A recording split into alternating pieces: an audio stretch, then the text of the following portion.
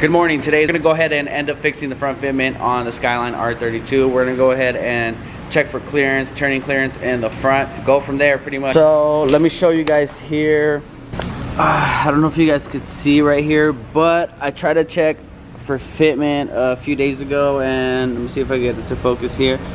So there's like a little lip. You can't really see it right now, but I'll show you guys in a bit. There's like a little lip right there that I need to bend in because when I turn the wheel it hits that. I need to take off this plastic trim here and maybe fold the lip up there as well. Maybe cut a little bit of this metal bar. I'll show you guys right now. I'm gonna go ahead and jack up the car, remove the wheel, remove the front fenders on both sides. First I'm gonna do all the cutting work, then I'm gonna go ahead and lower the front coilovers about 1.25 inches, I believe. All right, so the clearance, I believe we have enough clearance now. So I ended up cutting, it's kind of hard to see because I painted it black. I ended up cutting a slit here, and I cut a slit right here at this angle, and I folded the lip up this way towards the front of the car. The little edge that was left over, I bent it back in. This one, I bent it back in as well. So this one is like directly flush with this piece right here. So I bent this in, and then it's kind of hard to see. So this lip, I bent it up as you can see there. So now I have enough clearance to lower it as much as I can in the front. I just got to double check the clearance on the side to make sure this clears. If not, I'm going to have to bang this in a little bit more. But regardless of the fact, I think we're getting super close, and I believe we're going to be good to go. So I'm going to go ahead and throw the fender on. Due to the aggressive tire size of the front, the homie took out is going to go ahead and weld a plate. Due to the fact that when I turn the wheel to full lock, it actually is like millimeters away from the wiring that comes out of the firewall. But we don't want the wheel to mess up those wires. We came up with the solution to weld a plate there, so that way it protects the wires from getting chafed or screwed up by the tire. So hopefully this works out, and our turning situation shall be good. The homie Takata welded a plate right here to cover the wiring, because when I do turn the wheel to full lock, it was like super close to the wire. So when I turn, I don't want the wires getting screwed up right here. So this part is fine. It's like quite a ways away from the tire, so that is actually perfect the way it sits. Okay, so the rear quarter panels, as you can see that red line there, I have to bring it up that high because this tire is way too close to the edge of this. I should have trimmed it a little bit more, but it's fine. But what I'm going to end up doing is hitting this section with the sledgehammer until I get it up to that red line. And I tried a little spot and it actually worked, and it actually made it look a lot better than what it does now. But I'm going to go ahead and bring that up to the red line. Then I'm going to go ahead and add some more seam sealer if the seam sealer breaks through. After that, I'm going to go ahead and paint the whole thing once it dries, and we should be good to go, and we should have enough clearance so that way the tires don't rub against the quarter panel once we hit a big dip or something. But we should be good after that. So I'm going to raise up the rear about 1/4 inch as well. That way I have a little bit more travel. Same with the front. You could tell the fender's like right there, and I don't want to be driving and then the fender hit the tire and there goes my fender. So if you guys could see, there is plenty of camber on this side, so I need to like straighten out the wheel.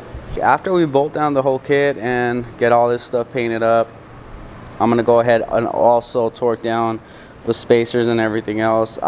Sequence might send me some new rotors, so I'm probably gonna wait on those.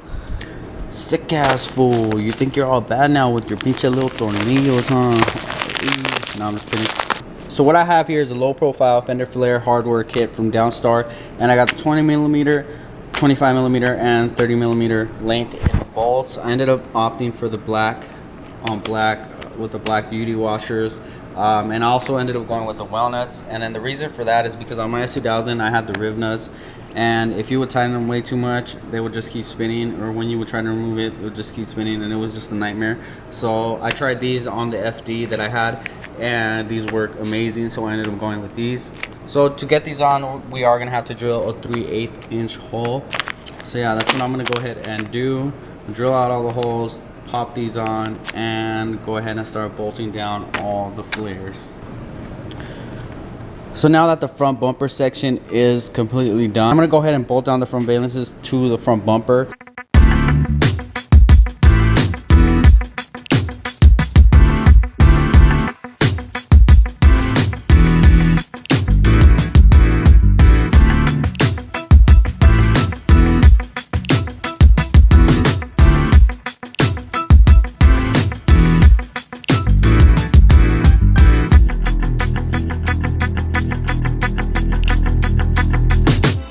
Okay, so I'm gonna go ahead and start by drilling out the holes on the fender flares. I didn't drill all of them, so I still got to go through the whole kit and make sure they're all drilled out.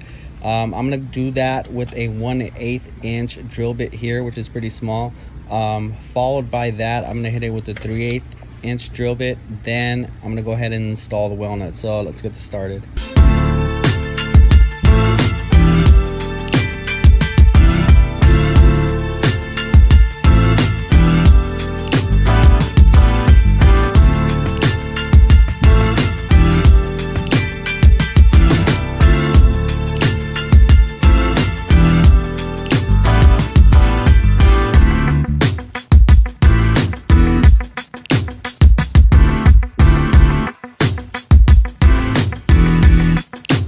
Okay, now we're gonna go ahead and drill out every single hole with this 3/8 inch drill bit here, and this drill, of course, to get the job done. And do not drill out your fender flare holes as in this picture. Remove your fender flares and then drill the holes, okay? Just wanted to make that clear. I was just messing around in this video. So all right, let's get this started. Okay, this side the holes are drilled, well nuts put in. So now I'm gonna go ahead, bolt on the kit, do the other side, and we'll be good to go.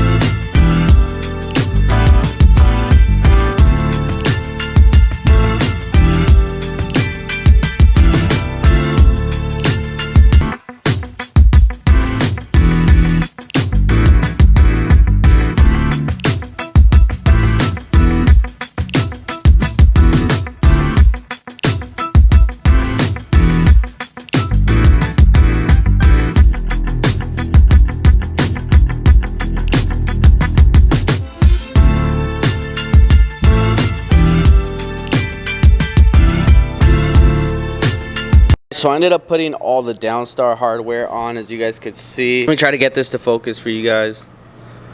Yeah, this is one thing that sucks about these cameras. Focusing kind of sucks. Alright, so I got the Downstar hardware installed throughout the whole car. You would think I would be done, right? But I'm not done. I got the front flares on, front valences, front lip, side skirt, rear fender flares, rear valences, I guess. So now I need to do a couple of things. I need to make a bracket to hold this in place so it doesn't shake too much. So I'm going to make a bracket that goes up from the inside and then down to the corner here so it stays and it doesn't move. Also, I don't know if you guys could really see in here. I'll show you guys in a bit. See how this moves here. So I need to make a bracket in the back that goes from, I guess you could say, the side of the wheel well. Make a hole through there, connect it there, and then make a hole through this and connect it there.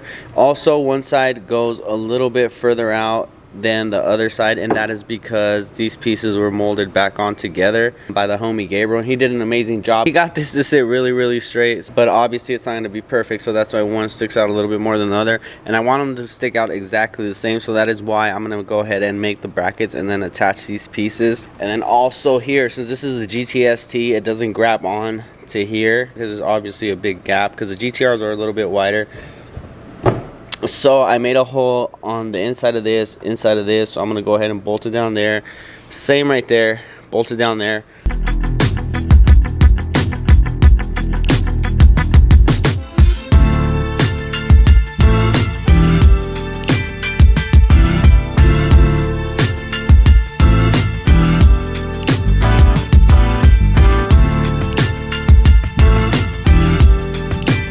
The rear fender flare bracket is now on, and what I used for this was a piece of aluminum that I had left over from the rear diffuser brackets. So that's pretty much what I used. This camera sucks at focusing, but pretty much I just bolted it down to the inner wheel well here, to the lip that's on there, and I ran it across to the fender flare, and this thing is super sturdy, not going anywhere. So the rear bracket, I bolted it up here. There's like a bolt there, and then I just bolted it down to the rear valence, and that is that. So moving these things moves a whole car. It's pretty crazy. That's how sturdy these things are. And of course, this front bumper would not be complete without the slip low skid plates. So I'm gonna go ahead and throw these things on the front lip. These things literally saved me when I had the carbon fiber lip on this front bumper, and they work so well that I'm going to use them again. Literally, I had no scratches whatsoever on the actual lip, because these things actually do their job and protect the lip of the car or your bumper, whichever one you have this product on.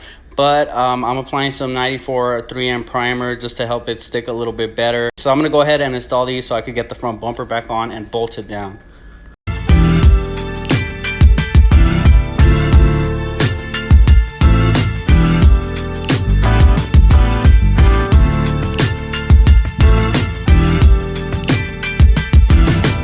The skid plates are now on. I only had one box left over from last time. I believe one box should be enough and do the trick, since I did put it in the important areas where the lip usually gets scratched. So we got the Skyline front fitment all dialed in. We got full lock on the steering wheel, which is amazing. We have no rubbing issues as of yet. I still need to take it out on a test drive.